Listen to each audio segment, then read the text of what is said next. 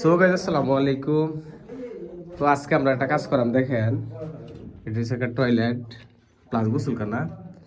তো আমরা দেখেন যে আমরা যে মেজারমেন্ট ড্রয়িং অনুযায়ী আমরা একটা ড্রয়িং করছি। তো ড্রয়িংটা আপনারা দেখেন, আমরা এখন কাটাকুটির কাজ চলবো, পেন্সিল কাটা। তো দেখেন এটা হচ্ছে আপনার ঠান্ডা পানির লাইন। তো এখান দিয়ে দেন ঠান্ডা পানি, এটা হচ্ছে বাথরুমের বদনার জন্য যাবে, আর এটা হচ্ছে বেসিংয়ের জন্য যাবে, আর এটা হচ্ছে শাওয়ারের জন্য দেখেন। আর এই যে আমরা একটা মাঝখানে একটা পয়েন্ট রাখছি, দেখেন এটা হাতের বাম পাশে পড়ছে। তো এটা আমরা অলরেডি রাখছি, শুধু জাস্ট একটা ট্যাপ হবে গরম পানির। হ্যাঁ লাগাও।